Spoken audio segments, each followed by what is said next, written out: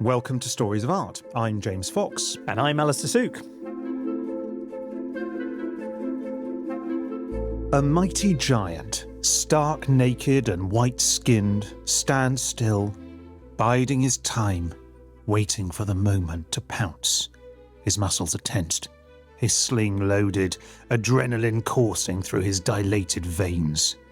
He glances towards his adversary, brow furrowed with determination. He is ready to strike. Now that, Alastair, is my very brief description of Michelangelo's enormous statue of David, which he completed in 1504 when he was just 29 years old. It's probably, don't you think, the most famous sculpture, at least in Western art history? It's one of those works of art where it's actually just really hard to see it, to look at it. It's so familiar. It's just there, hardwired, like your parents' faces or something in your brain. Yes. I wondered whether, there is this sort of, look, I've been toying whether or not to say this. I need to confess something, James. You don't like it? No.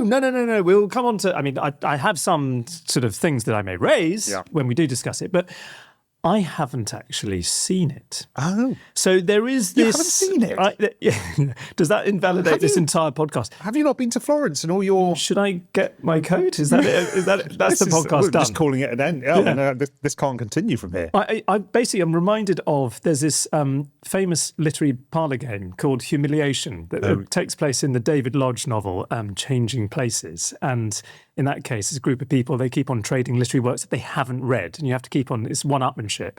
And one academic eventually admits that he's never read Hamlet and is promptly fired. And I'm slightly concerned, hence my trepidation bringing this up. This is because, this is obvious stuff, but what you see I have been to Florence, and I have been to the principal piazza, where you see Michelangelo's David, or you think it is, but of course, famously, it's a reproduction because the marble sculpture you described was moved in the 19th century to the Accademia. Yes. And to my disgrace, I've never visited the Accademia. Well, that will explain why you were so reluctant to do this series for so long. I hadn't realised. What a shame on you, Alastair. Yes, anyway, at least you have seen where it was originally intended to be displayed. So it was originally intended to be shown there. Well, I'm hoping that I can persuade you of the beauty and the brilliance of the original, and hopefully that will prompt you next time you're in Florence to step inside the Accademia and to see it in that space. But it's an incredible work of art from this remarkable period in his career. I just thought we should do a brief recap to remind listeners where we've got to. So Michelangelo was born in Tuscany in 1475, grew up, I think is very important, playing in the stone quarries just outside of Florence. Yeah. His father wanted him to have a real job so he could support the family. Michelangelo didn't want to. He ended up taking an apprenticeship to a painting studio, to the Ghirlandaio's. Then he enters, through, by real luck actually, the court of Lorenzo the Magnificent, who was the de facto ruler of Florence. But when Lorenzo's family, the Medici, are ousted from the city, Michelangelo eventually gets down to Rome, and it's in Rome he makes his breakthrough work, the Pietà. And this is the story of what happens next. And one thing I should say here is that Michelangelo's life at this stage is so unbelievably eventful that, spoiler alert, this episode will cover just 9 years of his life, from his mid-20s to his mid-30s. And this is the beginning of what's sort of seen classically as the great heroic phase. Yeah. So we hadn't quite reached that point last time, because the Pietà with which we ended the previous episode still, in some ways, was a throwback in terms of art. But the David is a throw forward. It's a real hinge. It's a turning point, isn't it? And it ushers in this new heroism in Michelangelo's sculpture. Yes, this is an episode about peak Michelangelo, and it's full of incredible stories. This then is part 2 of our 4-part series on the life and work of Michelangelo.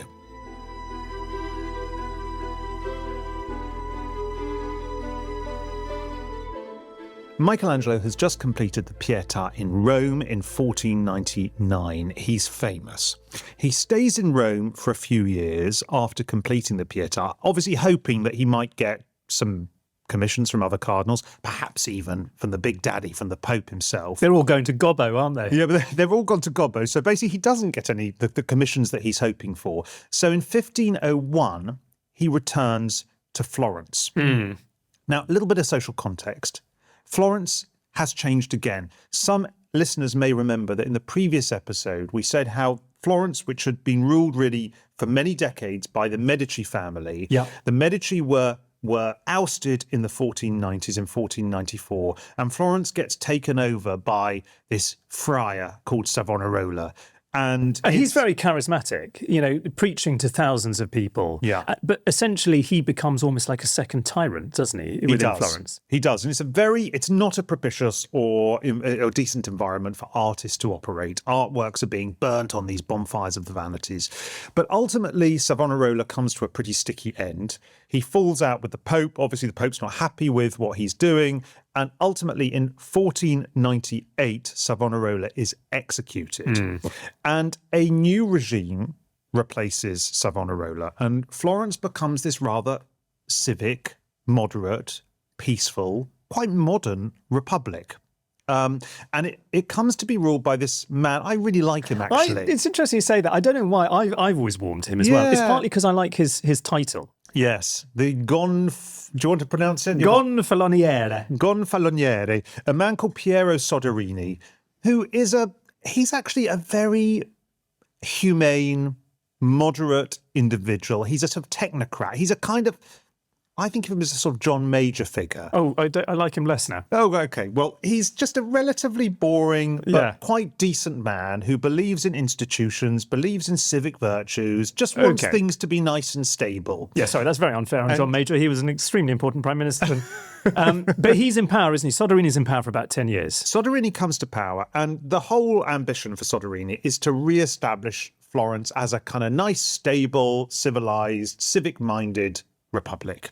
And one of the aspects of this is he wants to start commissioning artworks again. There haven't been many artworks commissioned by Savonarola for obvious reasons. He thought art was luxury. But Soderini wants to commission public art on a civic basis. So rather than the art that was commissioned privately by the Medici, he wants to commission public art. And one of the big projects that he commissions is this enormous statue of David. Absolutely. There's a big backstory. There is a big backstory. Because, I mean, what's fascinating about what you've just said is that quite explicitly, art is being harnessed to politics at this moment. And that's the vision of Soderini and the people in charge in Florence. But of course, this particular block of marble, which you're referring to and which eventually Michelangelo would carve to become the David, it was not intended at first, decades earlier, to be a piece of political art at all, was it? No. So the story of this block of marble is a very famous story in the history of art, and it goes back actually before Michelangelo was even born. Right. I mean, it actually, the whole project dates back to the 1460s when there was a plan. Remember, right in the centre of Florence, there's an enormous cathedral, the Duomo, with the great dome designed by Brunelleschi. Could be quite a good episode, actually. That would be a brilliant one, yeah. And there was a decision in the 1460s, a few decades after the dome was completed, to put these very big statues on the buttresses around the dome.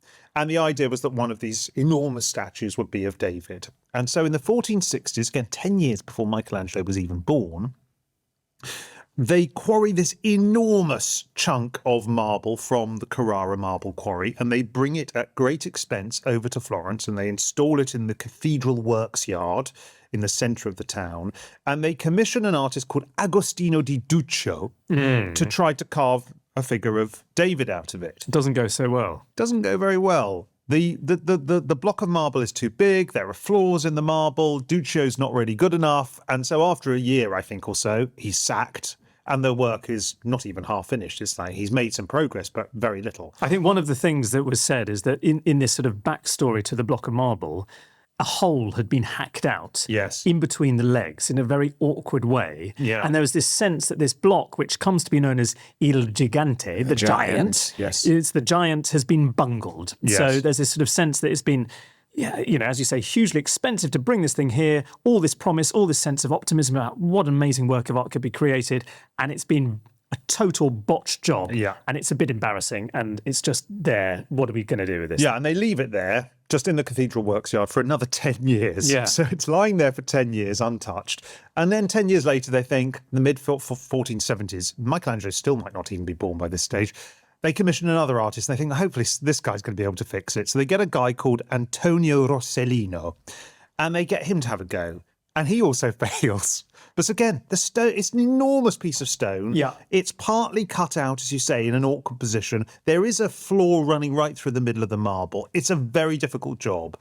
So he has a go. He also fails. So do you think the young Michelangelo, when he's growing up, obviously he loves sculpture, he must be aware of this specific block? Yeah, because the all block those is years? in the centre of the town. Yeah. It's not disguised. It's right there, lying on its side in basically the centre of Florence. He would have passed it regularly on his journeys through the town, and everyone would talk about it. It was known as you say, as Il Gigante. It was a kind of, it was a white elephant in the heart of Florence. And he's so ambitious from the off. You just wonder whether already, as a sort of scheming, enterprising young artist, he's thinking, one day there's one person who can slay that giant, who can overcome the giant. It's going to be me. It's a good way of putting it, slaying a giant, actually, considering what the story that it ends up being representing. And so the marble has now, two artists have failed at the marble. And so this block, Il Gigante, is still lying there in the cathedral works yard for everyone to see. Like a kind of abandoned HS2 station or something like that. And 25 years pass, so basically a generation, a lifetime by this standard passes, and the marble is untouched. And eventually, after Soderini comes back to power and the Republic is starting to think, we need to commission some public art. Yeah. There is a decision, let's have a go at this again. Question for you, James. I've never quite got to the bottom of, at that moment, a Soderini and the people who are saying, let's awaken the sleeping giant. Yes. Are they intending that the sculpture should go on the Duomo, or do they, from the off, know that they want to place it somewhere else? Well, I think that's an interesting question because there are debates about the location later on. I think there is still probably an aspiration to put it up on a buttress, but they soon discover that's not going to happen. So they make a decision, early 1500s, right, we're going to have another stab at this. And what's really interesting is Michelangelo's father, Lodovico, who is always on manoeuvres, always trying to find money, he writes a letter to Michelangelo, who's still down in Rome, and he says, hey, Mikey. Yeah, you might want to get back. Come on back. The David's up and running. There's going to be a big commission. There's going to be a lot of money. So that's one of the reasons why Michelangelo hurries back to Florence. And duly, he is given the commission because, who else could do this? There have been tales told in Florence of what Michelangelo has achieved down with the Pietà in Rome. He's the only guy who's capable of pulling this off. But don't you think this is another moment where you can see that charisma, that X factor that he had himself personally, even if he was tremendously difficult, as we've already alluded to, in that he can swiftly persuade powerful people, patrons, to give him work, which in this case, maybe it would have been, I'm sure it still would have been competitive. You can imagine that some artists would be like, there's no way I want to go and touch that. This is a poison chalice, if you like. But somehow he's managing to persuade people very quickly, take a chance on me. And they do take a chance. He gets offered 6 gold florins a month, which is a lot of money. So this sculpture will make him wealthy. And in September 1501, he signs the contract and begins work. Do you know the first thing he does? Classic Michelangelo. You know what he does? Tell me. First thing he does, he builds a wall around the marble block so no one can see what he's doing. He doesn't like being overlooked, does he, when he's working? He's so paranoid. Yeah. And he's such a conspiracy theorist and a very secretive man that the first sort of money he gets from this commission is to build a wall so no one can see. But do you think he's scared that people are... how are they going to rip off his ideas with a block of this size? Surely it's more to do with just that sensitivity of... Creativity is a weird thing. And he obviously feels put off his game if you've constantly got people coming in, checking, commenting. He just wants to be left in peace. Yeah, I get it. That seems not so bad. That's probably the more accurate interpretation. Maybe I'm too unfair on him. But anyway, he works obsessively from dawn till dusk for more than 2 years, chipping and hacking away at this marble until eventually he's pretty much finished. Have you heard the story of the nose? This is rather nice. This is a story, it's very close to my heart because when I was at primary school, we had a head teacher, a headmaster, a wonderful man called David Macpherson, who died only a couple of years ago.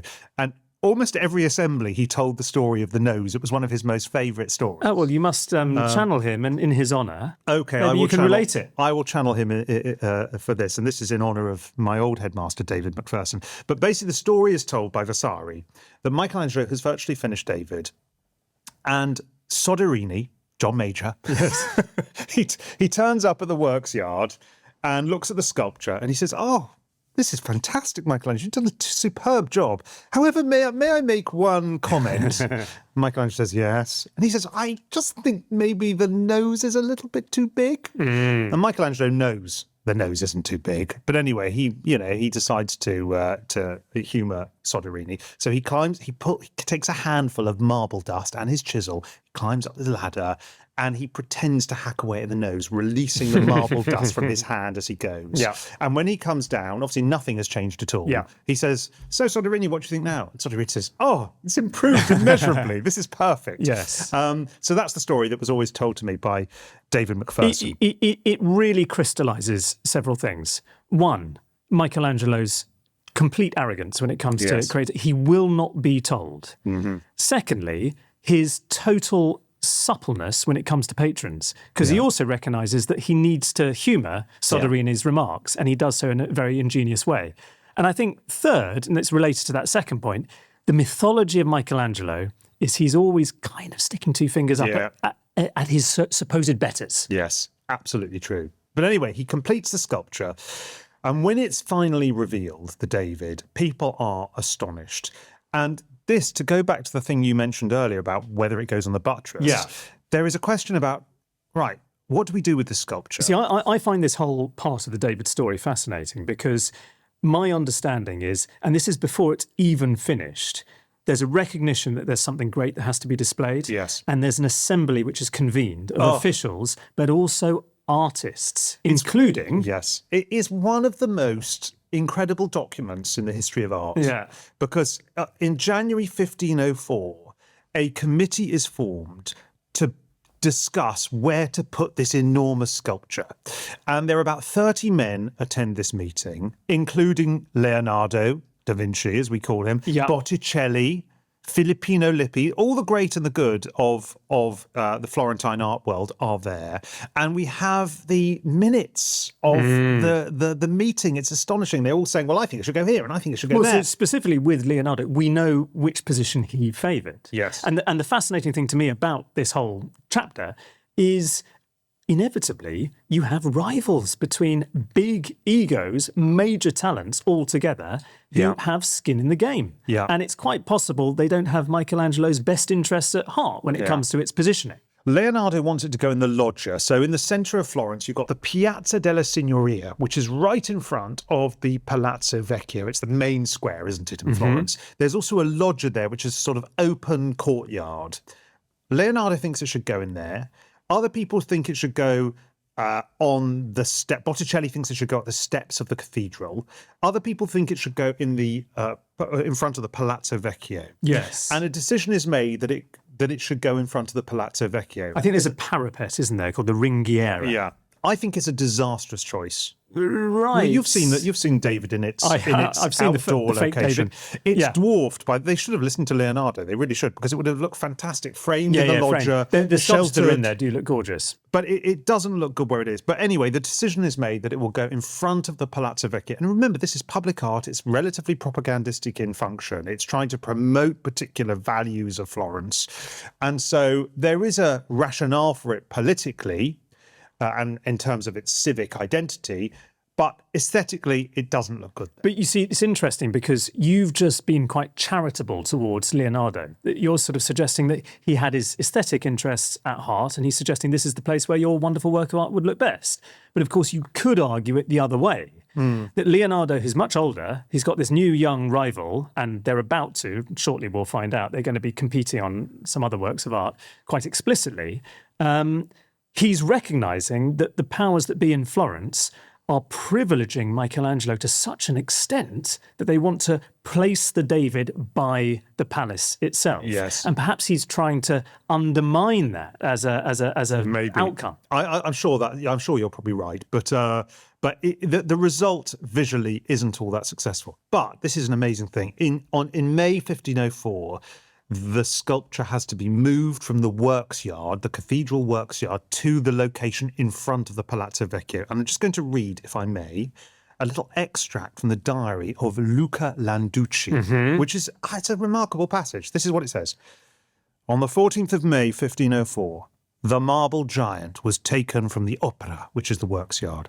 It came out at midnight, and they broke the wall above the gateway enough to let it pass. That night some stones were thrown at the Colossus to harm it. Watch had to be kept at night, and it made way very slowly, bound as it was upright, suspended in the air with enormous beams and a complicated mechanism of ropes. It took 4 days to reach the piazza, arriving on the 18th at the hour of 12. More than 40 men were employed to make it go, and there were 14 rollers joined beneath it which were progressively transferred. Afterwards, they worked until the 8th of June 1504 to place it on the platform where the Judith used to stand. The Judith was removed and set up upon the ground within the palace. The said giant was the work of Michelangelo Buonarroti. It's very powerful, evocative Great, thing. isn't it? The translation I've got refers to the fact the logs were greased. Okay. But the thing that I find fascinating about that document is, first of all, it reminds us of the ingenuity required to move something just so big. And actually, funnily enough, if you read Vasari, he's almost as excited by the schemes and mechanisms and the pulleys and the system that are created to transport the block as he is by the sculpture itself, seemingly. So the other aspect about that passage, which is so important, is the fact that people are throwing stones, because it's a reminder of how politicised art has become, which I think requires a little bit of unpacking. But clearly in Florence at this moment, you have different factions, and the Medici had been in power for some time, but then they were driven out of town. You then had Savonarola, but you still have, I guess, people who, would we call them traditionalists? People who are still supporting the Medici cause. And eventually the Medici come back and are reinstated in Florence, and that's important for later parts of Michelangelo's career. And there is a sense that already at this moment, before the sculpture has found its final resting place for the next few centuries, that at this moment it is seen by Michelangelo's contemporaries as a political work of art which is about slaying the tyranny of the Medici. Therefore, it symbolises the Republic. And consequently, those people who are not so pleased with the Republic and would quite like the Medici to come back, when they see it, they are literally chucking stones at this sculpture. Yeah. It's really interesting. Well, let's talk a little bit about the sculpture itself. Let's take a few minutes to do that. I think, first of all, let's just tell the story of David. I mean, some people, of course, will know that story, but it's a biblical tale from the book of Samuel. And basically, it's a moment in which the Israelites are at war with the Philistines, who are a sort of ancient pagan people who are living around modern-day Gaza, so it's rather contemporary parallels going on there. Israel fighting a war in Gaza. The Philistines have a mighty warrior in their army called Goliath. Terrifying, formidable individual. And every single day he is challenging the Israelite army to send someone to fight him. And no one dares to do it. The soldiers don't want to get involved. And one day a little boy, a shepherd boy called David, he comes to the battlefield simply, I think, to give his brothers a sandwich or something. Right. And he says, well, I'll fight him. And the people say, you can't fight him. You're a little boy and he's enormous. David says, I can do it. And they said, well, have some armour. Oh, I don't need armour. Anyway, David goes up to Goliath and he has a little sling and he loads his sling with a stone. And Goliath starts ridiculing him, saying, you little boy, you can't take me on. At which point, David puts a rock in his sling. He chucks the rock lands right into Goliath's forehead and kills Goliath. And then he goes up and he takes Goliath's sword and he beheads him. And the Philistines run away and the Israelites win the war. So that's the story of David. Most artists previously had depicted the moment after David's triumph, hadn't they? Which is itself fascinating, because it's a little bit like when we discussed the Pietà in the earlier part. Michelangelo deviates from earlier precedents in terms of the treatment of that subject. So what you would often find in a David sculpture before Michelangelo is you would see the sword, Goliath's sword. You would see David posing with the decapitated head of Goliath probably at his feet. And you'd have, artistically, something very interesting going on, which is this contrast between sort of beautiful youth, Yes. who's looking quite introspective. It's the moment of victory, but he's not really that pumped up. He's sort of almost quite contemplative, possibly leaning on the sword, and then grisly, monstrous, oversized human decapitated head at his feet. And you would have a sense of the victory, the surprising against the odds victory of this young hero with whom the Florentines identified as seeing themselves as kind of underdog. Yes. Michelangelo doesn't do that in the sculpture, does he? I mean, you don't see any decapitated head at all for one good reason. This is the moment before he's actually thrown that rock and killed Goliath. I think it's a masterstroke, and Michelangelo often does this. He chooses not the moment after, but as you say, the moment before. And by choosing the moment before, he fills this sculpture with pregnant tension, with suspense, with, what's going to happen? And that, I think, is absolutely brilliant. And I mean, that's what you're seeing. You described the furrowed brow. Possibly he's turning his head, and you could even imagine this is the first glimpse. He really sort of possibly locks eyes with Goliath. And it's important, he's got his left hand is gesturing up at his shoulder. It's often quite hard to see when you see it in a photographic reproduction of the sculpture, but the sling is resting on the shoulder. And there's this thing in his body, which is entirely nude, where it's part tense, part relaxed, and it's as though he's about to wind up to start unleashing this onslaught. do you know what, for me, the moment is?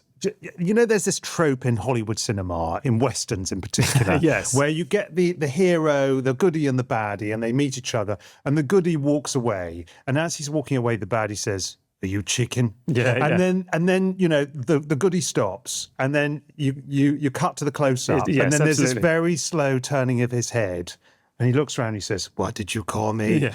That is this sculpture. And once you see this sculpture through that lens, you cannot ever unsee it. But it's fascinating you say that, in part because there are some aspects of the sculpture that we should discuss. And it's a very classicizing work of art. It's a classical nude. It's a heroic male nude. The It's first completely heroic wrong. male nude. I mean, it's so inaccurate. Yes, but there are some of the peculiarities are, one, the enormous, weirdly big right hand, but secondly, the head. It does have this totally different spirit to that sort of pagan antiquity, the kind of sculpture that would have been excavated at that moment. It's sort of 1980s haircut, in a I mean, way. it's just very, very sort of permed. Absolutely permed.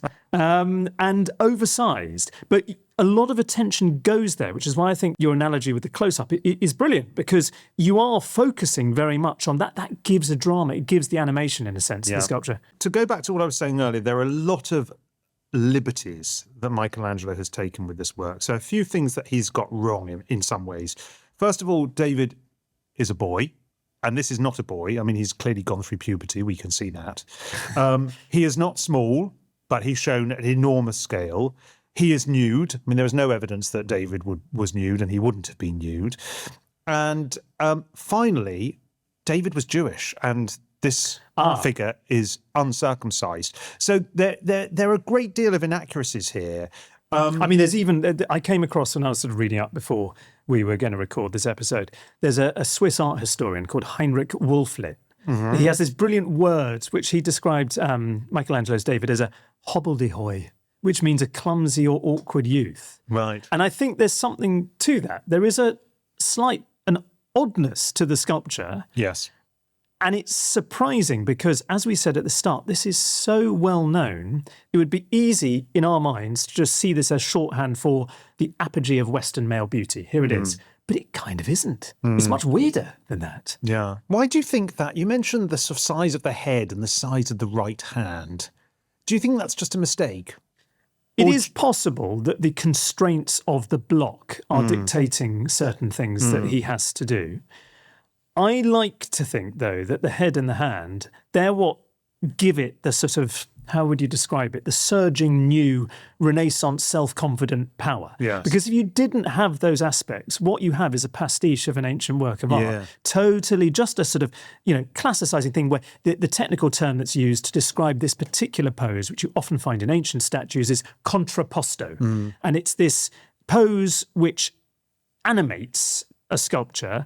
So instead of having someone just staring with their weight evenly distributed on two legs, all of the weight is on one leg, and then it means that the other leg is relaxed. And you have this kind of play of tension and relaxation in the muscles in the pose, which is then played through in his abdomen and his torso. And he completely understands that looking at ancient sculpture. But if you did just have that, you might just have something which feels a bit like the Sleeping Cupid, which has been lost. It's just a kind of, it's a fake antique work. But there's something here about a sense of, I don't know, it's surging deeper passions and emotions, which are conveyed by that almost monstrous carbuncle of a hand attached to the leg, and the head with the huge hair. I mean, the hair itself is expressive. I know. And it's that sense of expression that I think is announcing the new heroism you find in Michelangelo's art, but it's the spirit of an age as well, isn't it? Yeah.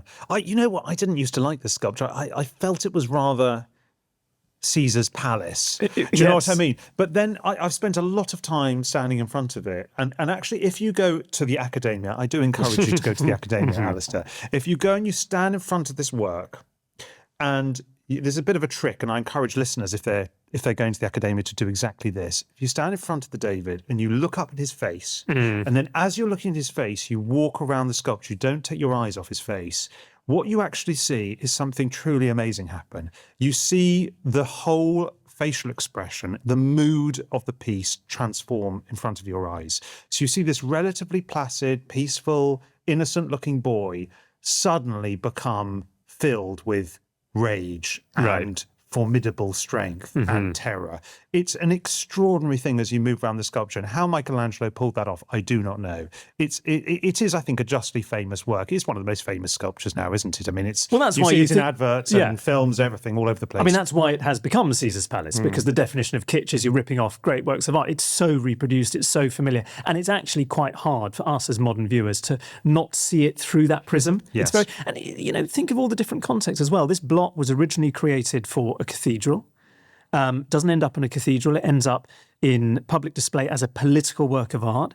It's been ripped off by popular culture endlessly. And of course, now today, for those of us who are fortunate enough or have done their homework properly and have seen it, it's in a museum, a completely different context again. Yeah. Well, I mean, one thing is certain, it's an extraordinary achievement. It would be the climax of any artist's career. But remember, at this stage in 1504, Michelangelo's still in his 20s. Yeah. He's still a young man. He's still got another 60 years or so of work ahead of him. But I think it's quite clear that he's now established as a towering figure in Florentine art. There is only one man to match him. We've mentioned him very briefly, but we'll talk about him more after the break. For more great art, go to HENI.com or to the HENI Talks YouTube channel to see more than 200 videos on art and architecture. And if you're enjoying this episode, please consider following Stories of Art wherever you get your podcasts, and maybe even leave a review.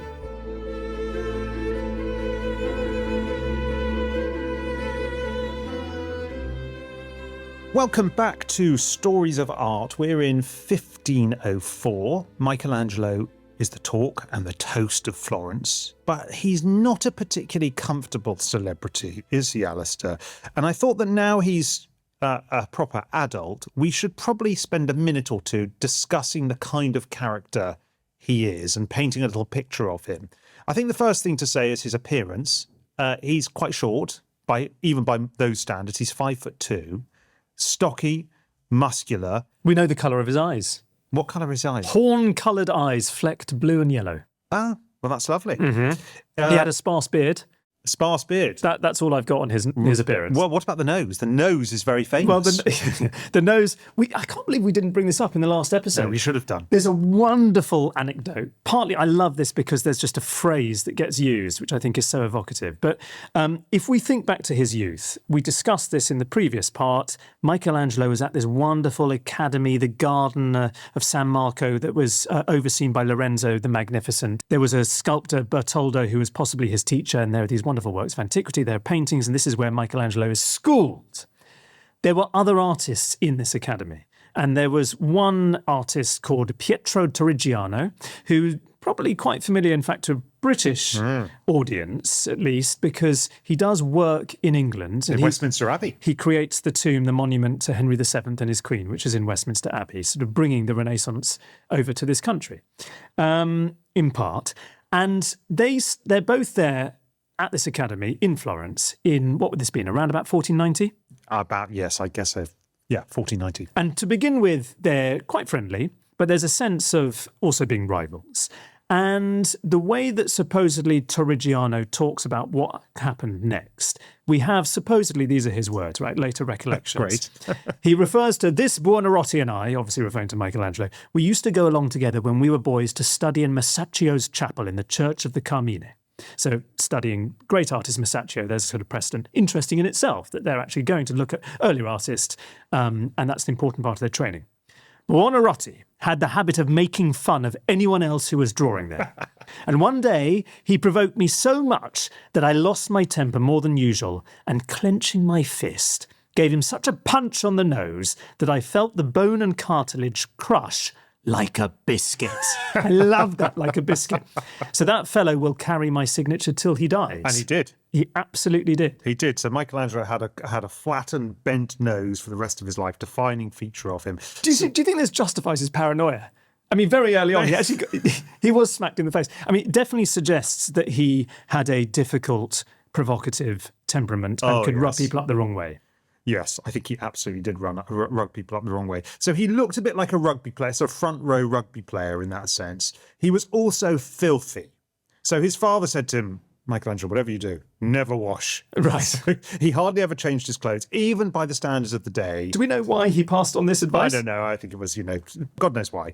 But anyway, what we do is he never washed. He very rarely washed, very rarely changed his clothes. His biographer, Condivi, have you read this? He said, he often slept in his clothes and in the boots, which he was always worn, and he has sometimes gone so long without taking them off that then the skin came off like a snake's with the boots. So gross. Disgusting. But you see, that really puzzled me. A couple of reasons. One, I wonder whether, is there something about sort of mortification of the flesh? Could there be on some level his faith is a factor in this? It's almost like a hair shirt, but for boots. Well, that is interesting because I think one of the things we see throughout Michelangelo's life is that he was very greedy, just like his father, and was constantly trying to amass money. He was a kind of cowboy builder as well. He would often sign a deal and with no intention of completing it, we'll move on to the next commission to try and build up the kind of, deposits. He got a lot of criticism for that. And in fact, some of the biographies were written to try and correct that sort of charge. Yeah, but he, although he was very greedy and money-minded, and his letters are just, he's obsessed with money. That's all he writes about. He's not a materialistic person at all. He's not interested in nice clothes. He's not interested Hang on a sec, because, I mean, this was the other thing I was going to say about the boots, is I wonder whether it's to do with part of the Michelangelo myth-making, because, of course, you are right. He has this very simple, Spartan existence throughout his life. But there is one detail about him in later life, which I find fascinating on this front, because he dresses in black doublets. Mm-hmm. And you might say, so what? Black was a really expensive dye during the Renaissance. So it seems that certainly later in life, of course, he could have spent way more on finery and sumptuary and, looked the dog's bollocks, whatever. But he is wearing clothes to signal status. And it does suggest on some level a materialism that perhaps runs slightly counter to that idea of here's the guy who sleeps in his clothes, he's so obsessed with his work, that's all he can think of. I don't know. I did not know about the black doublet, so I stand corrected. But it is true that when he dies, and we'll encounter this in a couple of episodes' time, he has very few possessions in the house. But the money that he is amassing is effectively for the family. So he ends up bankrolling his brothers. He's got quite a few brothers, all of whom are useless. He's bankrolling his father, who doesn't really work. He's also useless. He's bailing them out. The father is often taking money out of Michelangelo's bank account and living high off the hog. Right. So although he's constantly trying to accumulate money, most of that money is being used to support his family members. The thing that I find fascinating about the family stuff is it actually paints him in a different light. And I've so far in the course of this series have been rather mean about Michelangelo. Yeah. And famously, he's prickly, he's taciturn, he can be suspicious of others, he's paranoid, he's quite introverted, he can be anxious, he's arrogant, he can be tempestuous. He just sounds like not a nice guy at all.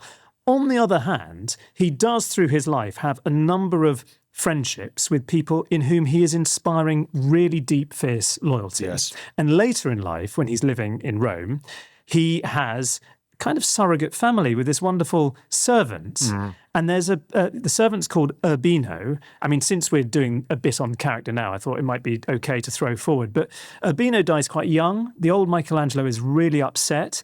And Urbino had a wife called Cornelia. She had a son, an elder son, who was named after Michelangelo. And Michelangelo even writes to her and says, I would like to take my namesake into my care. And he says, I'll cherish him in Florence with more affection than the children of my nephew, Leonardo. Yeah. And it's like this little insight into his own... Because, of course, whether he was celibate, we don't quite know. But he, despite telling his nephew, Leonardo, to marry and further the line of the family, he never marries. No. He doesn't have children. But he has this little surrogate family. It's quite sweet. Yes, he was greedy but also generous simultaneously. But as you say, very difficult personality. He had some very, very close friendships, especially later on in his life. But he also has a lot of enemies. Yeah, he does. One of those enemies, or at least we should say rivals, in this period, in this sort of heroic phase in his career, is Leonardo. Leonardo, some people call him Leonardo da Vinci. And so I think we should have a little bit of fun with this relationship. So Leonardo, I think you mentioned it already, he's significantly older than Michelangelo. So we're in the period straight after David has been made in the early 1500s. Michelangelo by this stage is 29, 30? Leonardo is in his 50s. They could not be more different, could they? Well, both from Florence, it's important to say, but then, and actually, interestingly, both make their names away from Florence. Yes. So Leonardo spends a lot of time in Milan working for Ludovico Sforza il Moro, the swarthy one, the ruler of Milan. And that's where Leonardo paints his Last Supper. Michelangelo, of course, we've established, actually makes his name in Rome rather than in Florence. I mean, Vasari speaks about, what's the phrase he uses, this strong resentment between them. How do you pronounce it? Do you know how to do it? I don't know. What's the word? The word is Sdegno. Sdegno grandissimo. Oh, right. So there's this strong resentment. So there is a sense of rivalry despite the age gap. Yes. But there is this incredible moment in the history of art where in 1504, when Michelangelo is finishing the David, and we've already established that Leonardo is in town, having been in Milan, he's come back to Florence, and he's part of that committee to work out where the David should be placed. At the same moment, a young Raphael turns up. I know. You have all of almost all of the turtles in place, in situ at one time, all looking at each other's work, and that's hugely influential, and it's fascinating. We don't have time to get into it in this, but it really is interesting to see in drawings, studies, compositional works, you can see the influences. You can see a younger Raphael. He is literally drawing the David. He's drawing other works by Michelangelo and Leonardo, and influencing his own. He's stealing ideas. Well, I think that's art what historians... Michelangelo thinks. Yeah, and he has a good point. I mean, the kind of like the more charitable ways, he assimilates. Raphael assimilates. Not Raphael just plagiarizes, but there is an element where he really does take. But there's such different personalities, Leonardo and Michelangelo. They are. I mean, Leonardo he's very good looking. He's suave, he's urbane, he's well-dressed, he's well-groomed. Part of his big shtick is to prove that artists can be gentlemen, that artists can mix and be great personality at the dinner table. He would be fantastic at a dinner party, actually, Leonardo. Well, it's why he loves painting. He privileges painting more than sculpture. Yeah. Because sculpture's messy and noisy, and you need to be someone like Michelangelo who enjoys spending many months in the quarries at Carrara, sleeping in his clothes. I know. That is not Leonardo's bag That's at all. not his You bag. can be dressed in really a beautiful outfit and paint. And he actually says that. Yes, he does. And have you heard the little story about Dante? There's a great little story when they... so Leonardo is in a piazza in Florence, and, he's looking great. He's with some very well-connected people, and he's talking to them about Dante, the great Italian poet. And then in the background, at the other side of the piazza, he sort of sees Michelangelo staggering away, covered in marble dust, maybe in a filthy black doublet. Yes. And he says, "Oh, Michelangelo, come over here, my boy." And so Michelangelo staggers over to him and he says, "We're talking about Dante. I'm sure you have very strong views about Dante." To which Michelangelo says, "Aren't you the guy who tried to cast a horse in Milan and didn't do it?" Yes. Mic drop, walks away. Leonardo left incredibly embarrassed. So there was this great project in Milan to cast an equestrian monument to the Sforzas. And Leonardo, he had this gig, he did a lot of work on it. It never quite came about. And Michelangelo is mocking him for that. Yeah. Which is weird as well, because Michelangelo, we haven't talked about this, he loved Italian poetry. He was a huge He did fan. actually know a lot about Dante. He could have come in at that point and had a lot to say, and he could have trumped him in another way. Yeah. But instead, he went for quite a blunt. It's a low Trump blow, isn't it? Really, rather than actually engaging in the subject. But that's it may be exaggerated, but I think there is no doubt that there was a rivalry between them. Artists were competing for a small number of commissions. They had to be rivals, and so. In 1504, Alastair, soon after completing David, the Florentine authorities set both of these artists on collision course. So Leonardo has already been commissioned to paint a mural for the Palazzo Vecchio, the building that David is in front of. So there's a big new council chamber in the 1490s, post-Medici rule. There's this big new council, and it's so large they have to construct a new chamber, which is the kind of heart of political life in Florence. And that's the setting, isn't it, for this face-off between Leonardo and Michelangelo? Because after Michelangelo's completed David, they said, well, why don't you do the one on the other side of the wall? So you've effectively got these two greatest artists of the time in Florence being set against each other. And so they both go off into different parts of the city. Yeah. They're given working spaces as far apart as possible so they don't encounter each other. And they work away on these two cartoons, which are the full-size drawings that will be the basis for the murals. And they're both asked to do different battles, aren't they? So two important moments in Florentine history. One, which is the one that Leonardo is going to depict or wants to depict, because, of course, we should say from the outset, neither mural gets made. Neither is executed. It's one of the. It's incredible how influential these murals have been, given that they don't exist and never did. Yes. But Leonardo is representing the Battle of Anghiari, which was an important moment in Florentine military history, a victory for the Florentines Against against Milan, I think. against Milan. And then Michelangelo, a little later, is meant to be commemorating the Battle of Cascina. Which was an earlier victory of the Florentines over, I think, the Pisans. Yes. The fascinating thing is that you can see these two contrasting artistic visions and approaches in the two different murals by Leonardo and Michelangelo. And Michelangelo does something which, again, is immensely wrong-footing, because I'm sorry to pause, it's a complicated story because we don't actually have the murals to look at. There are preparatory studies and there are copies by artists of the cartoons created by Leonardo and Michelangelo, which allow us now to have a sense of what each composition would have been. Leonardo's composition, military leaders on horseback in the middle of this great melee, contorted, twisted faces. That's what you're seeing, this great knot. Yeah. He was a master and a brilliant artist of depicting horses. You see these horses in this knot of cavalrymen who are fighting. It's an incredibly modern image, actually, isn't it? Because, we've done an episode on Jericho. It feels like something from that period. It feels like something Napoleonic, doesn't it, in its style? It's unbelievably dynamic.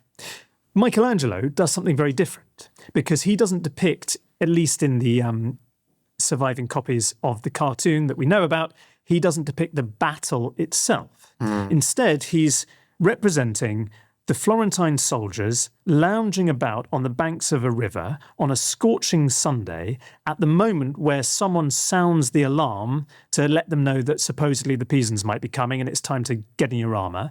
And you suddenly see this tremendous activity and energy going on as these men are suddenly thinking, basically, shit, we gotta fight. Yeah. And someone is in the foreground trying to, I think Vasari picks this out in the biography, trying to put on a stocking, but it's quite hard because his leg is wet or the clothing is wet, something like that.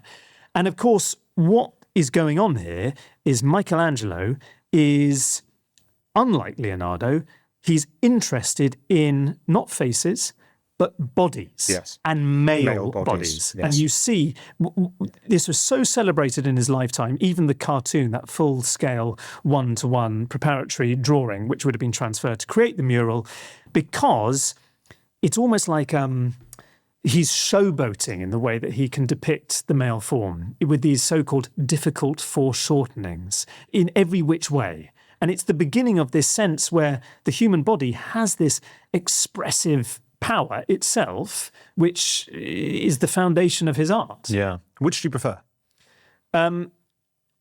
Probably Leonardo. Yeah, me too. I mean, it's interesting you say that. I mean, I because it's sort of like grotesque face versus the sort of idealizing male nude. I love the concept of Michelangelo. I love the wrong footing. I'm not going to depict the battle. It's possible the battle would have somehow been depicted in another part in the mural, I think. In this surviving cartoon, I love the fact that it's the moment before the battle. Yeah. In the same way that David is the moment before the battle. Yeah. He doesn't quite pull it off, I think. Anyway, based on the drawings that survive. Anyway, neither of these paintings ended up, as you say, being made. So I think Leonardo started, but just as he had with the Last Supper, he experimented with techniques and the paint started to run down the wall. Yeah, it goes a bit wrong. It goes wrong. Classic Leonardo. And Michelangelo is about to start painting when he gets a summons. Yes. He's summoned finally by the big dog, by the Pope in Rome. There is a new Pope in Rome, a man called Julius II. Yeah. I think if there is any man in Italy who has a bigger ego than than Michelangelo, it's Julius II. He's only been Pope for a couple of years, hasn't he? What do we know about Julius II? Well, as you say, he's a megalomaniac. He has unbelievable vaunting ambition, and he's also the great patron of the High Renaissance. He's known as the Pope in Armour, the warrior Pope. I think earlier in this series you've alluded to the fact that Rome was actually a bit down on its luck, but he is the man who he wages a series of military campaigns and sort of restores, if you like, the greatness of the Papal States. His uncle had been Pope, Pope Sixtus IV. He spent some time in France before his election as Pope in 1503. And he takes the name Julius II, to refer to, of course, Julius Caesar. So his choice of papal name exactly is going for. But a great general, a great military commander, signalling what he wanted his papacy to be about. And he is the guy who decides to rebuild St. Peter's. He also hires Raphael to decorate the papal stanza, the rooms, the apartments in the Vatican Palace. So he is synonymous with that unbelievable, brilliant moment of the High Italian Renaissance. Yeah. So he's been Pope for only a couple of... This gives you an indication of what an ego he had. He'd only been Pope for a couple of years. He was already starting to plan his tomb. And not just any tomb, he wanted to have the largest tomb since the time of Hadrian and Augustus. Yes. And so he knows, he has seen the Pietà in Rome. He has heard what Michelangelo did up with the David. He knows Michelangelo is the man for the job. And so he summons Michelangelo down to Rome in 1505. He offers him staggering sums of money. Right. So he offers him 100 gold florin advance, which is a year's salary for a craftsperson, just to sign the deal. And then 1,200 ducats a year, which is 10 times the average artist's salary every single year, to make the piece, plus 10,000 more when he's finished. And so Michelangelo can't believe his luck. Yeah, but you know what's so fascinating about this is that the tomb, it's almost like, well, it was an impossible task to pull off. Yeah. You know, what we need to make clear from the outset is that original vision for the tomb is so big, it's so ambitious, involving so many, like more than 40, possibly even 47 statues. And it's a freestanding building. It's basically a building on its own right with arches and architraves and columns and niches, and it's filled with, as you say, 40 plus life-size sculptures. It's a life's work. And it occupies him for the next few decades, and it becomes this great millstone around his neck. I mean, the biographers refer to it as the tragedy of the tomb. Yes. And we have elements from that tomb. There are particular figures, very famous works of sculpture in their own right, which I'm sure at some point we'll talk about. But that tomb, as originally conceived at that moment you're describing, when it's kind of like, have all the money in the world to do it, it never comes to pass. No, but at the time, 1505, Michelangelo can't believe his luck. He's got a commission from the Pope. It's a massive game-changing commission, far bigger than David. There's an enormous amount of money, which, as we've said, matters greatly to him. He's rubbing his hands together. He heads off to Carrara, to the marble quarry, to start quarrying this stone. I suspect this is the happiest time in his life. You know, he's in his pomp. He's got a lot of money. He's doing this extraordinarily ambitious work. He's in a quarry with the stonemasons, just where he likes to be. It's like being in childhood again. Well, he spends a long time there, doesn't he? 8 months. Yeah. He spends 8 months in Carrara. He acquires 100 tons of stone. He has to actually take out, even though he's been paid quite a lot of money, he has to take out a bank loan to pay for this stone to return to Rome. However, Alastair, while Michelangelo is in Carrara quarrying the stone, Pope Julius changes his mind. Yeah. He decides he doesn't want the tomb after all. No. Quite a complicated reason. I think the reason is that Julius wanted the tomb to be in St. Peter's. Yes. St. Peter's is not the building it is today. It was a kind of old, decrepit building. There was subsidence. It was falling down. Well, it's a basilica. I mean, it was the building that was built by Constantine. Yeah. And it was to build over the supposed spot where St. Peter had been martyred, and there's his tomb. Yeah. And actually, I mean, think how radical this is in itself. There's a building which at this point had been there for centuries that was synonymous with the very heart of Christianity. And Julius comes along and is like, you know what? I'm going to build something else. Well, yeah, this is what happens. So he commissions this tomb, and when he starts to look into it, the tomb he wants to put in the basilica, he realizes the basilica isn't fit for purpose. Well, as in it's not big enough. It's not big enough. The walls aren't straight. It's not going to work. So he decides, well, I can't. I've got to spend my money redoing the basilica. I can't spend money on both of these projects. But he doesn't tell Michelangelo. And so this is my favourite story in the whole life of Michelangelo. It's absolutely extraordinary, and we know it blow for blow because Michelangelo wrote about it in multiple letters. So what happens is Michelangelo out in Carrara, the Pope's changed his mind but hasn't told Michelangelo. Michelangelo is now in debt because he spent so much money getting stone. So he returns after 8 months to Rome to get some more money. Can I interrupt for 1 second before you launch into this the brilliant story? Yeah. Because there's just a moment in Carrara that I find fascinating, which we haven't touched on. And I just wanted to get your take on it, because Michelangelo is spending many months there. And there's this other story about how he spies a mountain and he kind of wants to carve it into a colossus, like a colossus that the ancients would have created. What do you think that's telling us, that story? I mean, I don't know if it's apocryphal or not, but I mean, it certainly is expressive of these megalomaniac ambitions that he has. So he's got them as well as Julius. That's the thing. I think so. You have these two megalomaniacs, really. Yeah, and we will see over this episode and the rest of this episode and the next episode how they repeatedly clash. But there's also a sense, it's something that people talk about a lot with Michelangelo, is that with his sculptures, he feels the form is inside the stone. And his job is to remove the excess stone and to reveal the form that has always been there. So maybe he's up in the mountains, maybe he's drunk too much Chianti, and he sees this great gigantic figure in the mountains. Anyway, Carrara for 8 months, decides after 8 months, so this is now the spring of 1506, to come back to Rome to get some more money from Julius so he can carry on the project. And he goes to a dinner in the Vatican, and he's sitting at the table, and there's a nice dinner, lots of people are there, and he overhears at the end of the table Pope Julius saying, well, I'm not doing the tomb anymore. And Michelangelo is like, what? And so Michelangelo, who's never backward in terms of coming forward, he just stands up and he walks over to the Pope and he says, Your Holiness, so this tomb that I'm working on, I do need some more money for more stone. And Julius just says, oh, Michelangelo, let's not talk about it. We're having dinner. Let's not talk about it now. Come back on Monday morning. We'll resolve everything then. So Michelangelo goes home. He stews over the weekend. And on Monday morning, as requested, he returns to the Vatican. And he waits in the waiting room. And eventually someone comes out and says, I'm very sorry. The Pope's too busy to see you. Can you come back tomorrow? Then he definitely will see you. So Michelangelo stomps home and he comes back on Tuesday and the same thing happens again. Sorry, Pope's too busy to see you. Please come back on Wednesday. He's very keen to see you.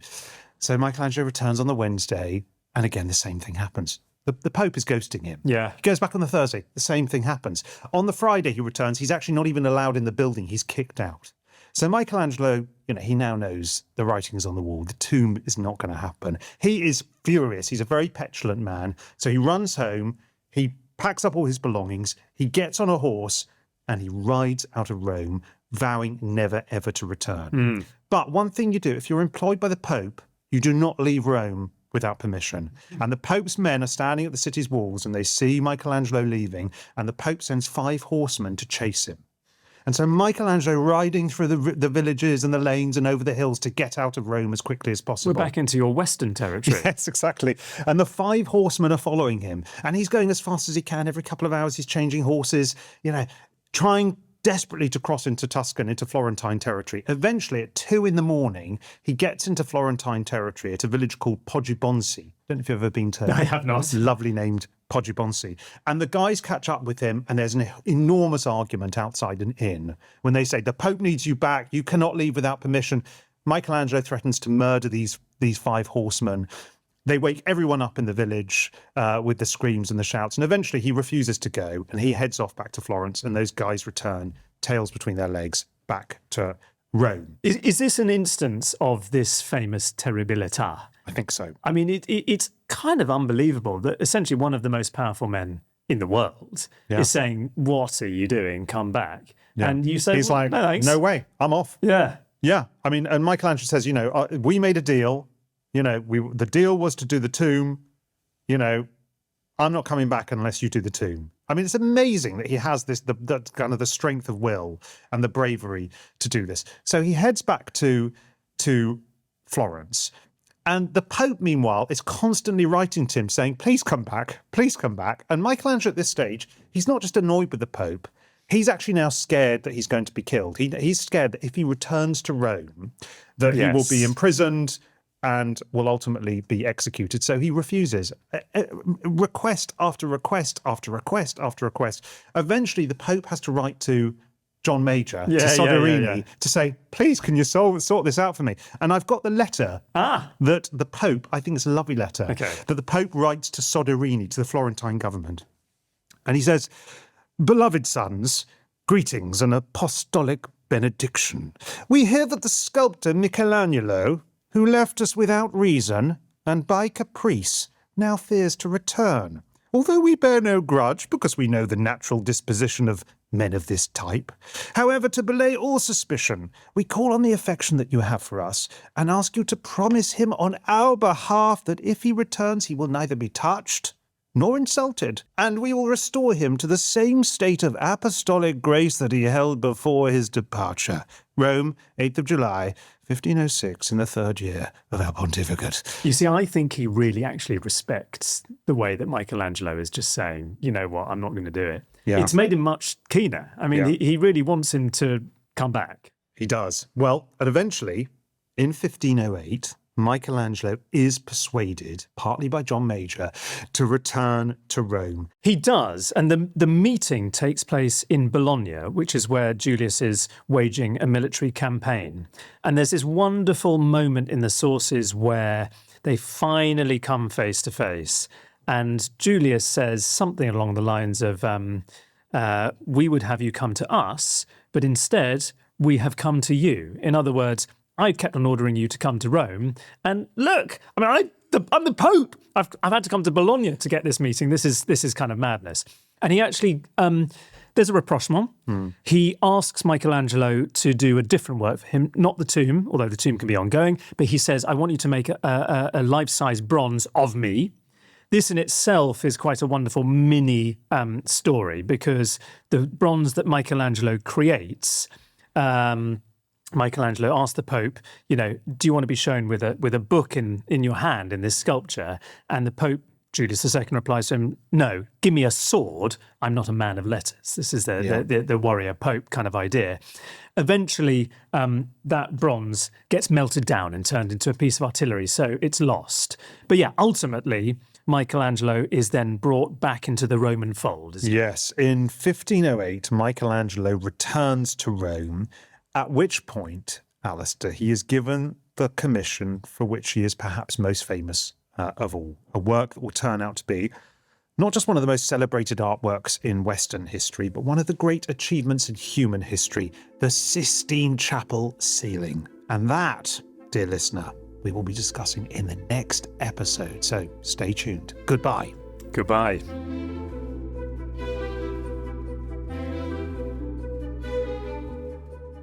If you've enjoyed this episode, please do follow Stories of Art wherever you get your podcasts, and maybe even leave a review.